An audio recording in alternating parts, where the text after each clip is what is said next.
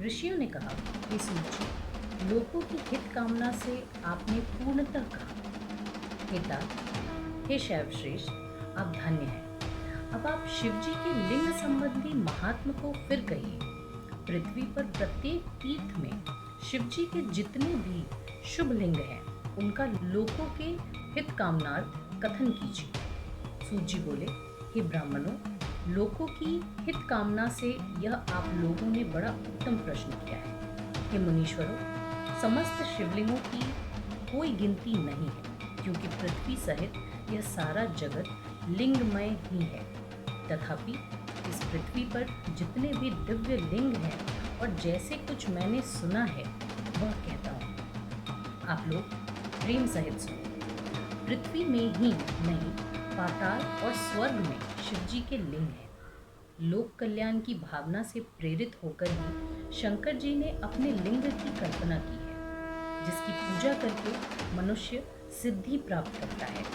हे द्विजों, यद्यपि पृथ्वी में जितने लिंग हैं उनकी संख्या नहीं है, तथापि प्रधान लिंगों को मैं कहता हूँ। जो इन प्रधान से भी प्रधानों के प्रभाव को सुनता है वह क्षण भर में सब पापों से मुक्त हो जाता है। वे प्रधान ज्योतिर्लिंग ये हैं: सौराष्ट्र में सोमनाथ, श्रीशैल में मल्लिकार्जुन, उज्जैनी में महाकाल, ओंकार में अमरेश्वर, हिमालय के शिखर में केदार, डाकिनी में भीमशंकर, वाराणसी में विश्वेश, गौतमी तट पर त्र्यंबक, चिताभूमि में वैद्यनाथ, दारुकवन में नागेश, सेतुबंध में रामेश और शिवालय में भुष्मेश। जो मनुष्य प्रातःकाल उठकर इन द्वादश नामों को पढ़ता है वह सब पापों से मुक्त हो जाता है तथा उसे संपूर्ण सिद्धियां प्राप्त होती हैं। इन ज्योतिर्लिंगों के फल को अच्छी तरह ब्रह्मा भी नहीं कह सकते, मनुष्यों का तो कहना ही क्या है।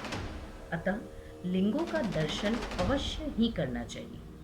यह तो ज्योतिर्लिंगों का कुछ फल कहा। अब ज्योतिर्लिंगों की उपलिंगों को सुनिए। जहाँ सागर से पृथ्वी का संयोग हुआ है, वहाँ अंतकेश नामक सोमेश्वर का उपलिंग, भृगु कक्ष में मल्लिकार्जुन से उत्पन्न हुआ रुद्रेश्वर लिंग, नर्मदा के तट पर महाकाल ज्योतिर्लिंग से संभूत दुग्धेश लिंग, विधु सरोवर में अहंकार से उत्पन्न हुआ कर्दमेश नागलिंग, यमुना के तट पर केदारेश्वर से उत्पन्न हुआ भूतेश उपलिंग, सह्य पर्वत पर भीमशंकर से प्रकट भीमेश्वर नामक उपलिंग, सरस्वती के तट पर नागेश्वर महादेव से प्रकट हुआ गुप्तेश्वर तथा भुष्मेश्वर से प्रकट हुआ व्याघ्रेश्वर उपलिंग बड़ा ही प्रसिद्ध और सर्व कामनादायक है, जिसके दर्शन से सब पापों का नाश हो जाता है। हे द्विजों, इस प्रकार मैंने आप लोगों से ज्योतिर्लिंगों और उपलिंगों को कहा। मुख्यता को प्राप्त ये लिंग भली भांति प्रसिद्ध हैं, परंतु इसके अतिरिक्त और भी जो मुख्य लिंग हैं उन्हें श्रवण कीजिए। सूत जी बोले, हे मुनीश्वर, गंगा जी के तट पर बसी हुई मुक्तिदायिनी काशी नगरी सर्वथा ही प्रसिद्ध लिंगमयी और शिव की निवास भूमि है, जिसमें कृत्तिवासेश्वर नामक एक ऐसा अविमुक्त लिंग है जिसके निकट वास करने वाले वृद्ध या बालक उन्हीं के समान हो जाते हैं, तथा वहाँ पर तिल भंडारेश्वर और दशाश्वमेघ नामक लिंग है। फिर कौशिकी नदी के तट पर भूतेश्वर नामक लिंग, गंडकी के किनारे बटुकेश्वर, फल्गु के किनारे पुरेश्वर, उसके उत्तर में सिद्धनाथेश्वर और दूतेश्वर तथा दधीची की रंगस्थली में श्रृंगेश्वर, वैद्यनाथ और जाप्येश्वर नामक लिंग। इसी प्रकार गोपेश्वर, रंगेश्वर, वामेश्वर, नागेश, कामेश, विमलेश्वर, सुरेश, भांडेश्वर, हंकारेश्वर, सुरोचन, भूतेश्वर और संगेश नामक ज्योतिर्लिंग है। फिर सप्तका के तट पर कुमारेश्वर, सिद्धेश्वर और सोमेश नामक प्रसिद्ध लिंग हैं। फिर रामेश्वर, कुंभेश्वर, नंदीश्वर और कुंजेश्वर नामक लिंग हैं तथा प्रयाग में ब्रह्मा जी द्वारा स्थापित ब्रह्मेश्वर नामक लिंग दशाश्वमेघ तीर्थ पर है और वहाँ सोमेश्वर और भरद्वाजेश्वर तथा ब्रह्मतेजदायक है तथा वहीं पर भक्तों की रक्षा करने वाले शूलटंकेश्वर और मगधेश्वर भी हैं। अयोध्या में नागेश नामक शिवजी प्रसिद्ध हैं जो सूर्यवंशियों के सुखदायक हैं। इसी पुरुषोत्तमपुरी में सर्व आनंददायक भुवनेश्वर और लंकेश नामक महालिंग, कामेश्वर नामक शुभलिंग, नागेश्वर और शुक्रेश्वर भी लोकों की हित कामना से स्थापित हैं। फिर बटेश्वर और सिंधु के तट पर कपालेश्वर और विक्त्रेश सर्प पापनाशक है। धौतपापेश्वर, भौमेश्वर और सूर्येश्वर नामक शिवलिंग भी प्रसिद्ध हैं और उधर ही ज्ञानदाता लोक पूजित नंदेश्वर जी और नाकेश्वर महापुण्य के दाता हैं। फिर विमलेश्वर, कंटकेश्वर, जातुकेश्वर, चंद्रेश्वर और सिद्धेश्वर जी सब मनोरथों को देने वाले हैं। जहाँ शंकर जी ने अंधक दैत्य को मारा था वहीं पर अंधकेश और विश्वेश्वर जी भी विख्यात हैं जिन्हें सरनेश्वर भी कहा जाता है। इसी प्रकार कर्मेश्वर जी तथा कोटीश नाम वाले अर्बुदाचल पर विख्यात है। इसी प्रकार कर्दमेश्वर जी तथा कोटीश नाम वाले अर्बुदाचल पर विख्यात हैं और वहीं पर लोकों के सुखदाता अचलेश जी भी विख्यात हैं। और नागेश्वर जी तो नित्य कौशिकी नदी के तट पर स्थित हैं और शुभ कल्याण भाजन अनंतेश्वर जी भी वहाँ स्थित हैं। फिर योगेश्वर, वैद्यनाथेश्वर, कोटीश्वर, सप्तेश्वर, भद्रेश्वर, चंडीश्वर और संगमेश्वर यह सभी शिवलिंग पूर्व दिशा में विराजमान हैं। अब दक्षिण दिशा के ज्योतिर्लिंगों को सुनो। सूत जी बोले, चित्रकूट पर ब्रह्मपुरी में ब्रह्मा जी ने मत गजेंद्र नामक लिंग स्थापित किया है और पूर्व दिशा में सब वरों को देने वाला है तथा कोटिश नामक लिंग भी वही है। फिर गोदावरी के पश्चिम दिशा में पशुपति नामक शिवजी का लिंग है और उसके दक्षिण दिशा में लोकोपकारी अनुसुईया को सुखदायक अत्रीश्वर नामक शिवलिंग है जिसके द्वारा साक्षात शंकर जी ने वर्षा के अभाव में सब मनुष्यों को जीवन दान दिया था। यह सुन ऋषियों ने पूछा, हे महाभाग सूत जी, हे सूरत, परम दिव्य स्वरूप अत्रीश्वर शिव जी पर कैसे प्रकट हुए, यह यथार्थ कहिए। सूत जी बोले, हे श्रेष्ठ ऋषियों, दक्षिण दिशा में चित्रकूट के निकट तप की सिद्धि को देने वाला और सज्जनों का हितकारी कामद नामक बड़ा भारी वन है। वहीं पर ब्रह्मा जी के पुत्र ऋषि अत्रि ने अनुसुईया के साथ कठिन तप किया था।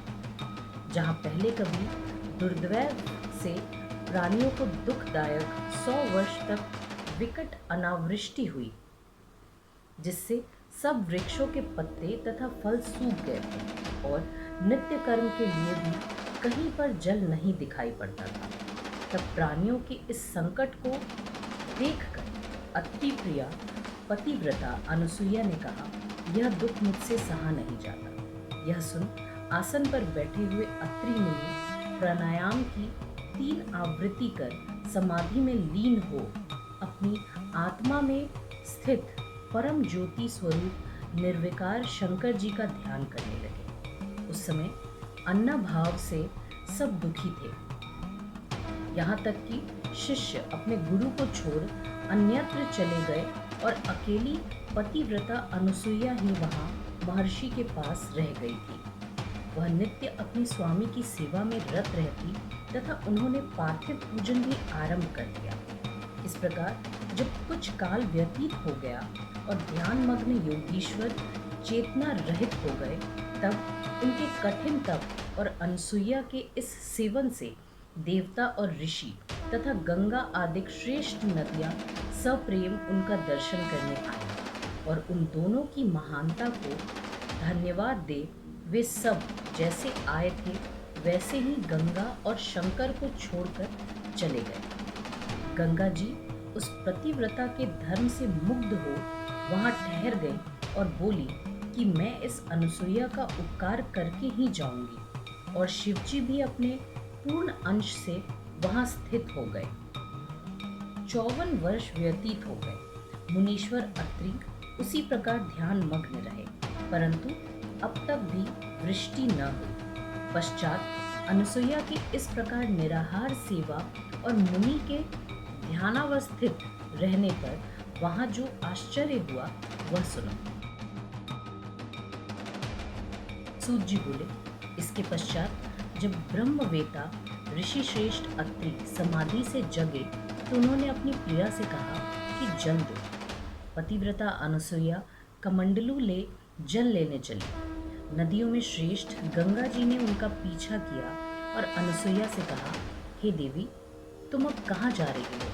मैं तुझ पर प्रसन्न हूँ। मैं गंगा हूँ जो तुम्हारे भजन से प्रसन्न हो तुम्हारे पास आई हूँ।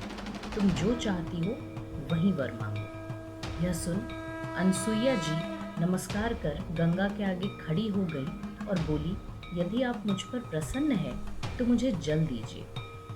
गंगा जी ने कहा, अच्छा, एक गड्ढा खोदो। अनसुईया जी ने गहरा गड्ढा खोदा। गंगा जी उस गड्ढे में प्रविष्ट हो जल रूप हो गई। अनसुईया जी बड़े आश्चर्य से उसमें से जल लेने लगी। फिर दिव्य रूप गंगा से बोली, हे गंगे, यदि तुम मुझ पर प्रसन्न हो और मुझ पर इतनी कृपा है तो तुम यहाँ तब तक इसी प्रकार स्थित रहो जब तक मेरे स्वामी यहाँ नहीं आते हैं। यह सुन गंगा जी ने कहा, अच्छा, तुम मुझे अत्रि को देना। ऐसा कह गंगा जी ने अपना जल नाश रहित किया और अनसुईया जी उस दिव्य जल को ले अपने स्वामी के पास आई तथा जल उन्हें देकर उनके आगे खड़ी हो गई। ऋषि ने आचमन कर दिव्य गंगा जल पान किया और सुख पाया। पश्चात ऋषि ने अनसुईया से कहा, आश्चर्य है, वर्षा अब तक नहीं हुई, फिर तुम यह दिव्य जल कहाँ से लाई? अनसुईया ने कहा, भगवान शंकर के प्रताप तथा आपके सुकृत्यों से यहाँ गंगा जी आ गई हैं और यह उन्हीं का जल है।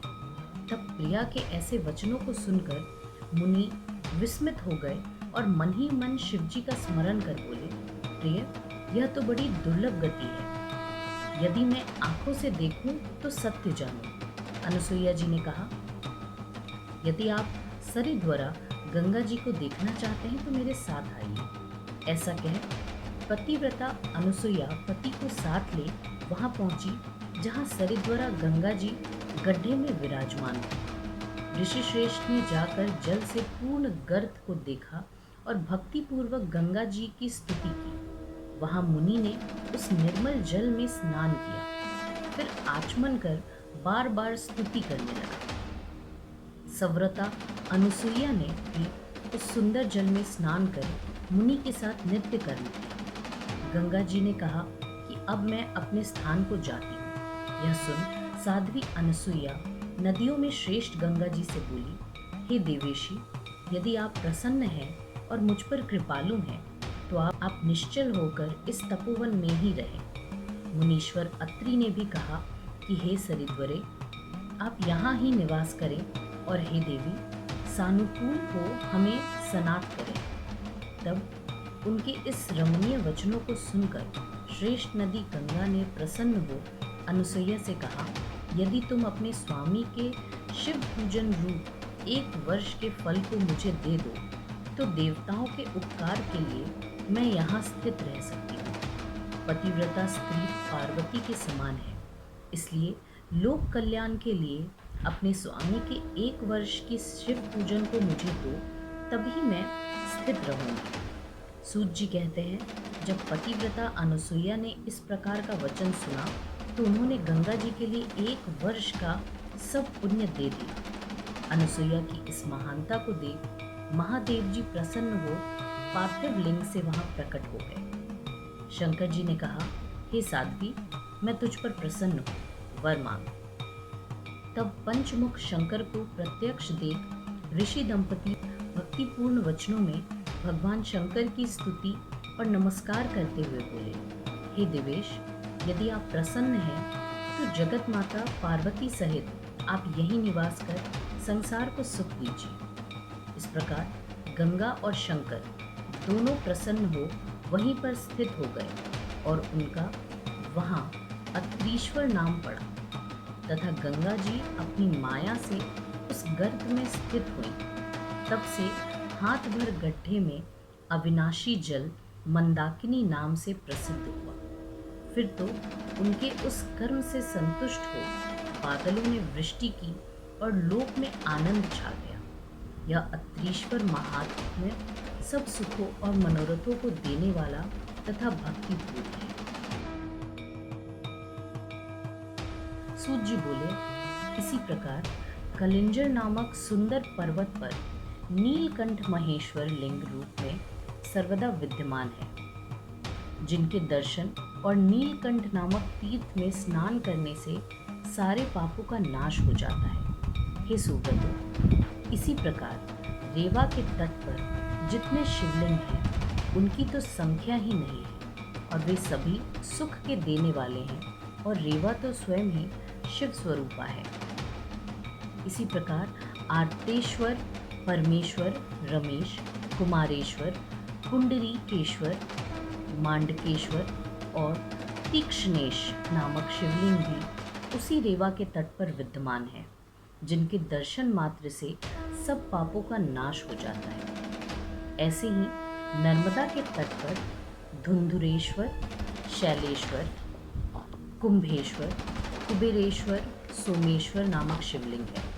उसका तो और भी महात्म्य है। रेवा के पश्चिम तट पर कार्णकी नामक नगरी है, जहाँ किसी उत्तम वंश के श्रेष्ठ ब्राह्मण ने अपनी स्त्री को अपने दोनों पुत्रों को सौंपकर काशी को गमन किया था और काशी में ही वह ब्राह्मण मर गया।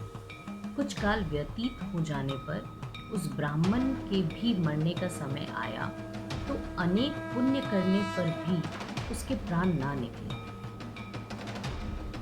इससे उसके दोनों पुत्रों को चिंता हुई और उन्होंने अपनी माता से कहा कि हे माता, क्या और कुछ शेष रहा है जो कि तुमको इस समय अत्यंत कष्टदायक हो रहा है?